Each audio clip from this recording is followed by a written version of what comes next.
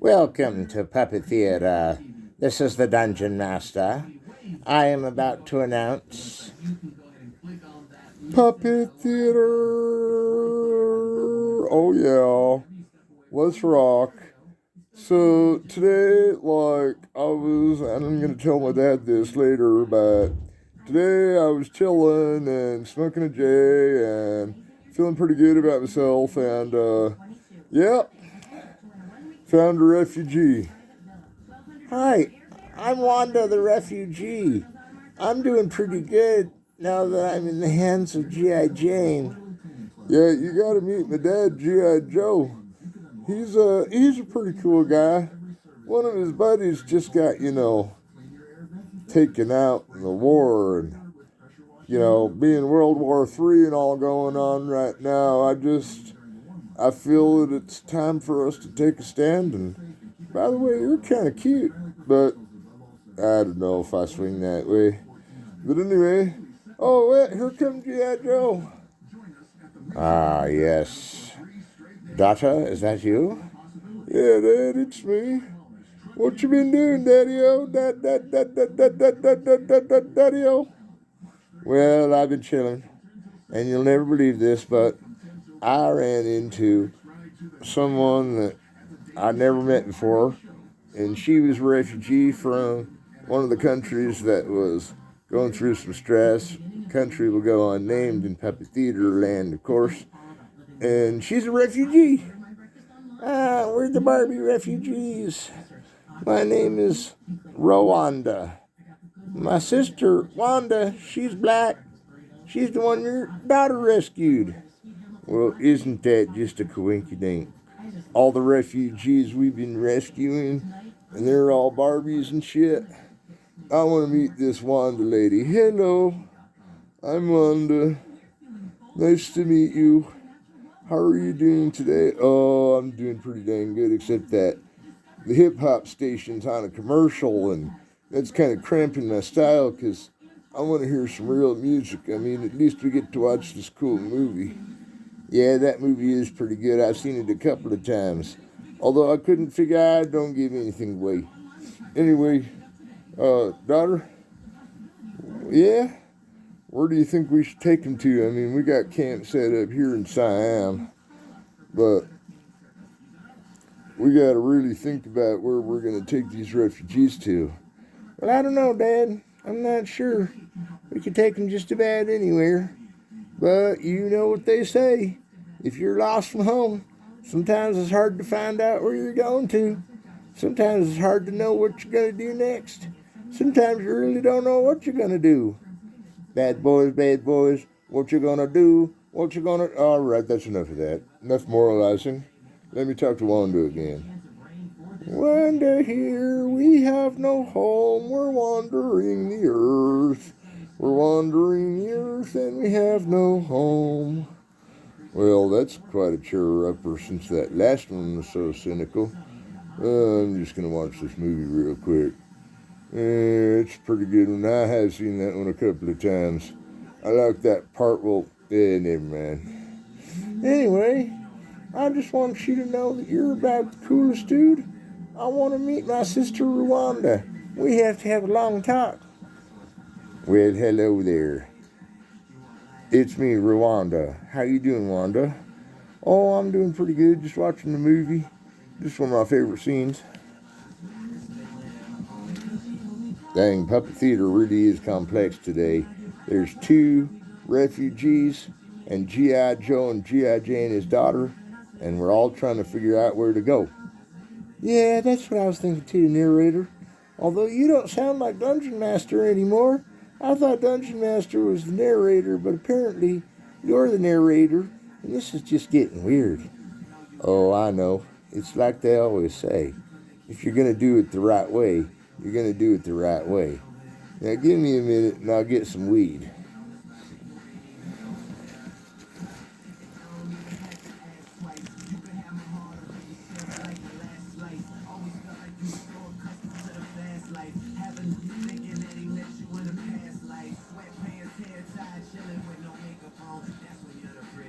Did someone say a weed? Did someone say a weed? Yeah, looks like it. Looks like I got the goods on Chris. Ho, ho, ho, ho. Daughter, where you at? I haven't seen her. Did she go wandering off somewhere? I don't know. You want some weed? Yeah, let's go get some weed.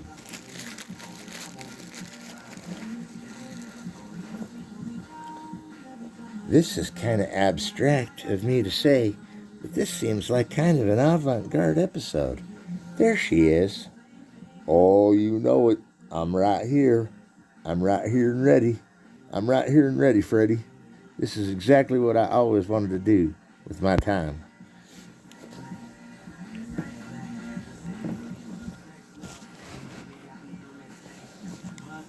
Well, I know this has been kind of a slow-moving episode, what with the refugees not knowing where to go home, and you sitting and chilling there, and me hanging out.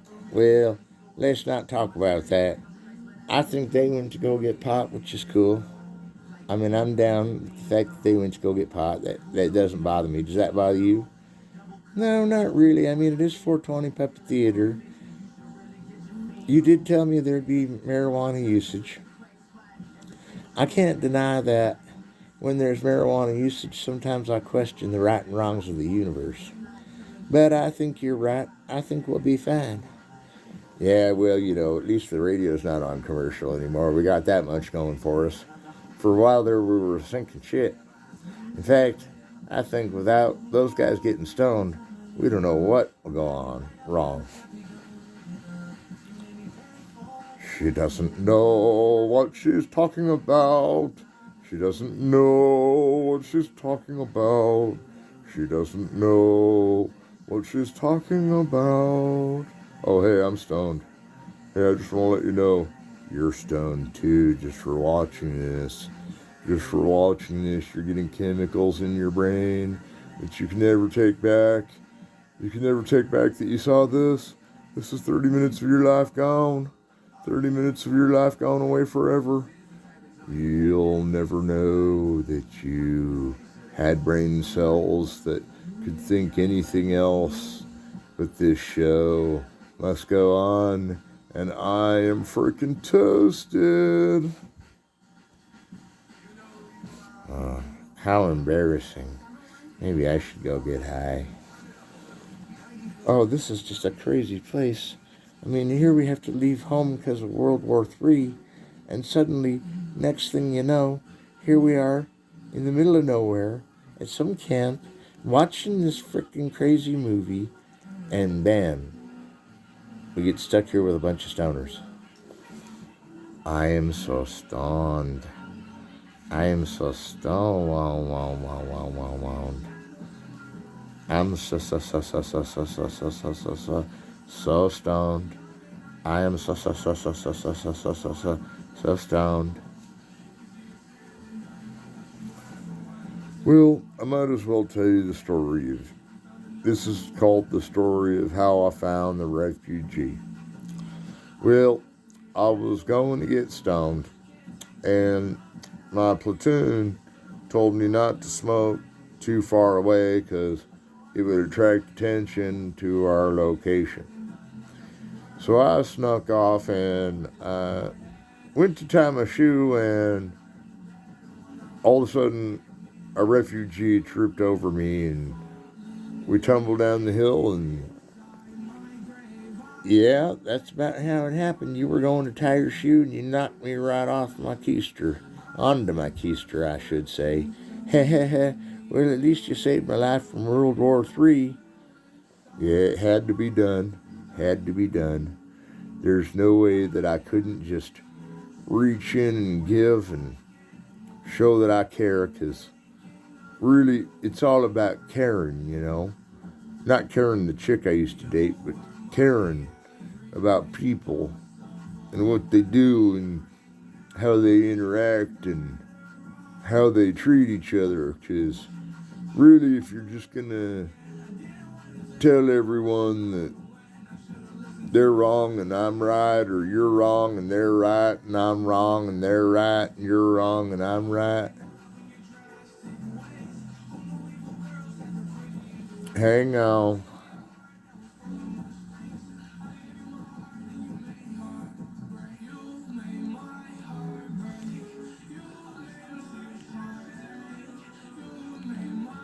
We pause for a moment on Puppet Theatre to remind our viewers to silence their cell phones in case we get, called again in the middle of the show.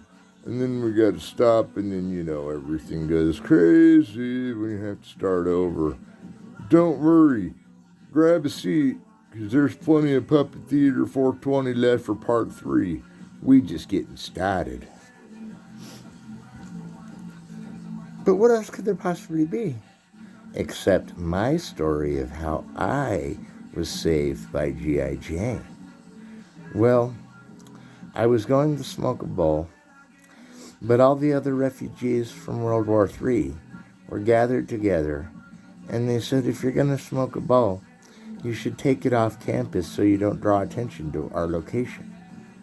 So I went to go do it, and when I went to tie my shoe, G.I. Jane tripped over me, and that's how I found my rescue, and they brought us here, and now we're watching this cool movie.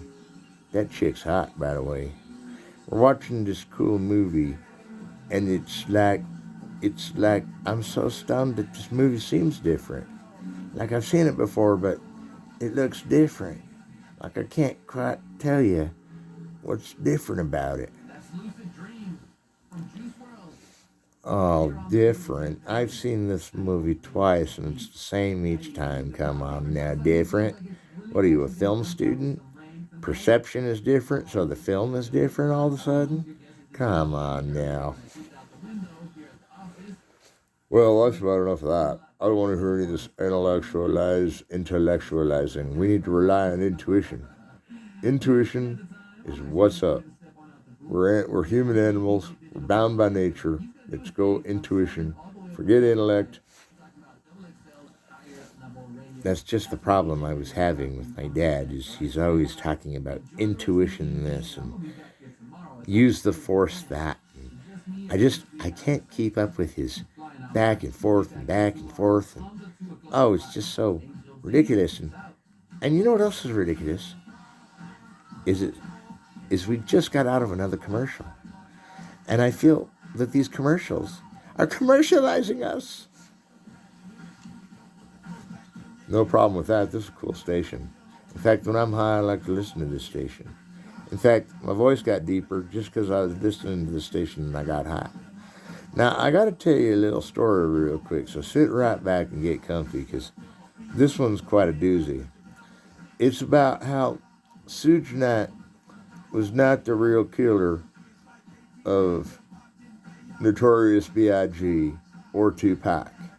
Although Suge Knight took credit even for Eazy-E, who he was always threatening, even on late night comedy shows, the point is Suge Knight should be let go free, and let Death Row Records make a comeback when they find out that it was all over the Rodney King police violence stuff that Tupac and Notorious B.I.G. were killed, because actually they were friends.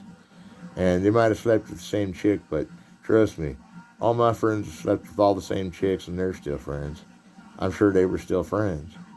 But the point is the policeman that made it look like Suge Knight did it, the white cop bastards, they were the ones that were involved in the police brutality. So now let me tell you the rest of the theory. Ice-T means we gotta ask the killer of Tupac. Ice Cube means we gotta ask the killer of Notorious B.I.G. And that is why they formed who they did and how they did, and the East Coast, West Coast rapper lives on. Now, how P. Diddy fits into all this, I'm not sure. There you go. I'm gonna go find J-Lo.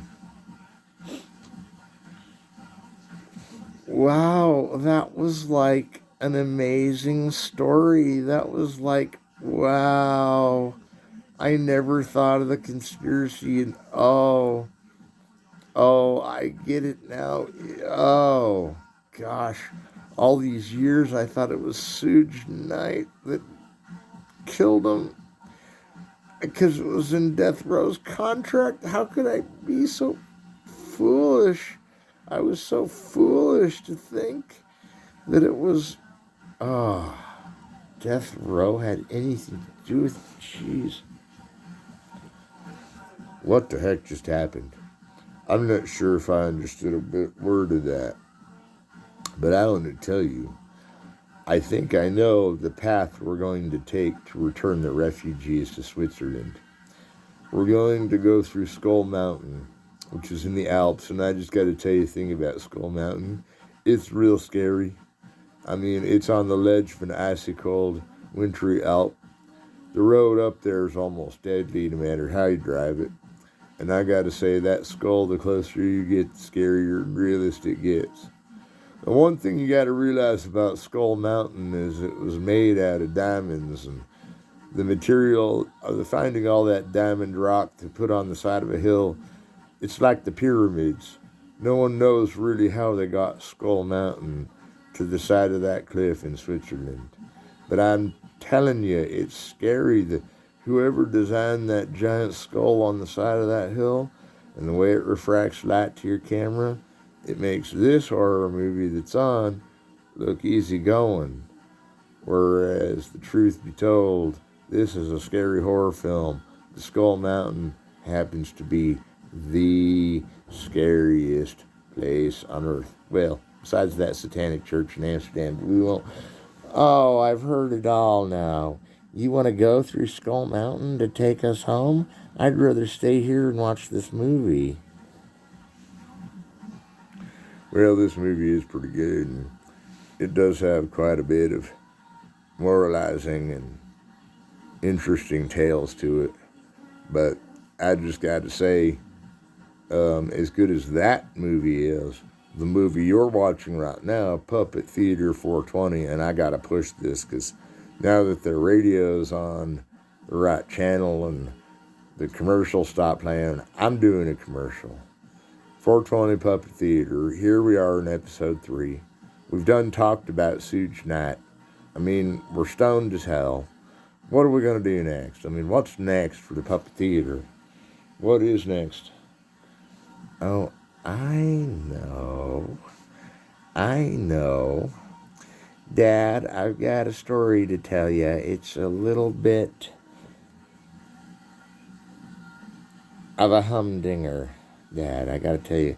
What is it, daughter? What are you going to tell me? Well, when I was 13 is actually when I really started smoking pot. You know, I told you it was 15. But you know how you used to own a bookstore? I thought I told you never to tell. You can tell them about my cool bookstore. Yeah, well, I know they were religious books, and I was being religious too. Oh, hang on.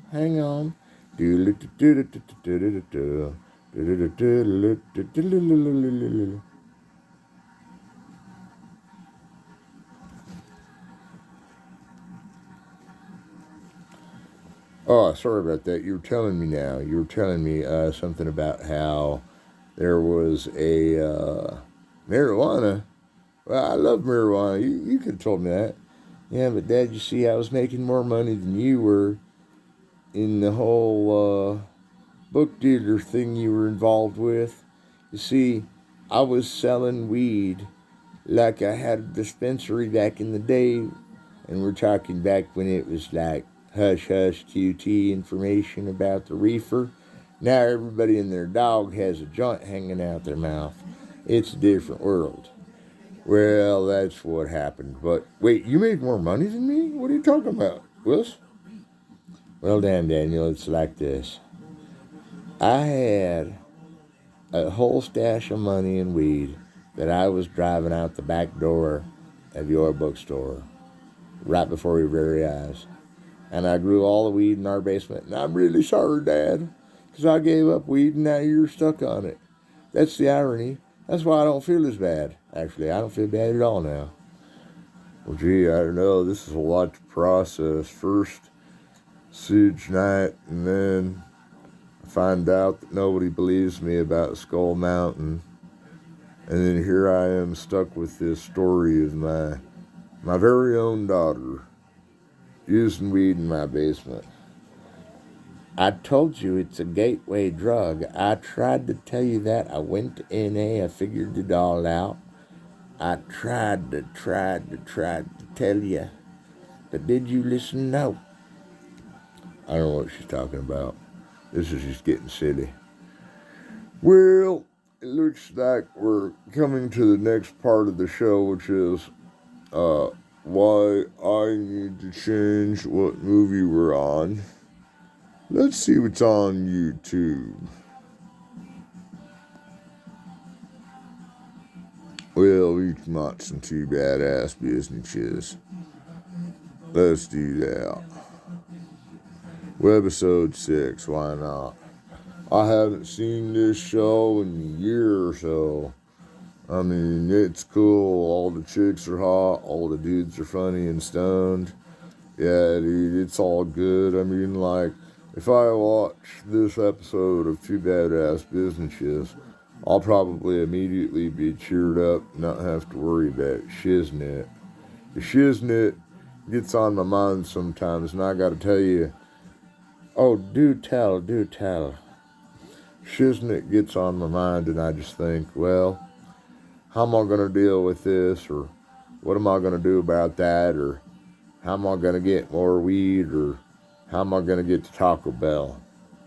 But sometimes those questions come to mind, and I wonder if that next 2 liter of cola is going to be there, or if I'm just going to be stuck on the Swiss Alps. Oh, stop with the Swiss Alps. I didn't mind the stories about the Swiss Alps. Yeah, well, it's getting old. I mean, the thing is he's not really even telling a... It sounds bogus, this story about skulls and mountains and Suge Knight, I believe, but there's some other stuff about this episode I'm not so sure that I'm following. Well, you're the one that told the story about how you grew weed in your dad's basement and sold it out of his bookstore. I mean, come on now. Nobody admits to that shiznit. Because if they admitted to that shiznit, they'd be absolutely kookaranimous. Now I've heard it all. So the debate is that I'm going to have to get down to and get dirty with is, A, is there a Suge Knight? Is there really a Suge Knight? It's like, is there a Santa Claus? Is there a Suge Knight? 2, is there Skull Mountain? And 3, was there a dispensary in my bookstore? Now, the third one doesn't make sense because it's after the fact. The second one makes kind of sense because Skull Mountain is so indestructible that if the whole world were destroyed, Skull Mountain would be the last thing left floating around in outer space. And I just think that's cool. I mean, you got to admit that if it's floating around out there and it's out in the sky and it's this giant skull and crossbones, it'll be the perfect emblem of our world destroyed, which really, since we're in the middle of World War III, I wouldn't really doubt if we did get shredded down to the point that Skull Mountain was all that was left. You know, it wouldn't surprise me a bit if things got so devastated by the conquest of war that even the pyramids were gone. But I'm telling you, Skull Mountain would live through it all. Oh, when he talks about Skull Mountain, I just wanna, but at least I did it, folks. At least I got it off my chest that I was a stoner too, and I sold pot. And back then, well, it wasn't as cool to sell it. In fact, I'm not sure if we had all the licenses, but don't let that get around. In fact, we've got the licenses now, so like he said, it's after the fact. Well, she's tripping me out. I mean, all she can talk about is her own guilty pleasures, while meanwhile, the rest of us are trying to figure out if any of these tall tales are golden. But now, we've come down to the last moment, the last 5 minutes, and that's where refugees must tell me what the directions to get from here. We're somewhere near Bulgaria, by the way. Right now, we're somewhere near Bulgaria. I forgot to tell you, we're somewhere near Bulgaria right now. Anyway, sorry, I had to get that to my master because he's always watching. He's got a camera on, a secret American miniature spy cam that follows me around. Yeah, that's okay though, because we get on YouTube a lot. People see what we do and how we save refugees. And I just couldn't believe that I was tying my shoe when she tripped over me, and G.I. Jane was tying her shoe and she got tripped over. And it's just so trippy that we got tripped on by a couple of trippers that have a head trip, and we got to take them on a trip to the ultimate trip. Is that not trippy? Is that not the trippiest thing you've ever heard? We're going home to Switzerland. We're going home to Switzerland. We're going home to Switzerland. We're going home to Switzerland. We're going home to Switzerland. We're going home to Switzerland. We're going home to Switzerland. We're going home, we're going home, we're going home, we're going home. Well, I think I'll let you take them since they didn't exactly just give you the route to Skull Mountain. I think you take them. I stay in Bulgaria. Keep people safe during World War III, which all started over when Coca-Cola pulled out of Russia. Ever since, people have been launching nukes at each other. It's been crazy. But anyway, I feel as though we done talked about it all, Dad. What do you think about not World War III, which is going to destroy the world and leave only Skull Mountain in the sky? In outer space, excuse me. Yeah, what is it, daughter? Well, what would you say if I told you I'm sorry for selling weed? Well, it's okay. I smoke so much now that I wish you did still sell weed because we're almost out and the show's almost over. And I was going to ask you guys at home if you would please find it in your hearts to send me a bowl. Send me a bowl. Just find it in your hearts. I got to go through Skull Mountain to the Swiss Alps. So send me a bowl. What would be so hard about you at home getting together and sending me a bowl? Could you please send me a bowl? I would love it. I'm low on pot, you see, so if you could please send me a bowl. Or mail me a bowl. I'm in Bulgaria. Bulgaria, get it? And I really could use your help with a bowl. So if you could send me a bowl. Oh, Dad, you're killing me. You sound like me when I ran the dispensary out of your bookstore. Jeez. And so it is that the Dungeon Master closes out this episode while watching two badass businesses, while realizing everyone is left for Skull Mountain. And may this be a lesson to you all, that in the days of Suge Knight, Skull Mountain will reign forever like a dispensary that was underground. So if you keep these things in mind and catch all the amazing things that happen in Two Badass Businesses, as well as some of the other clips we are commercializing so colonialistically. And here we go with the final countdown, where we will watch this beautiful moment of glowing vivacity. And until Puppet Theater 4, we wish you a farewell, and we hope that you'll catch up with us again. But don't forget to send me a bowl.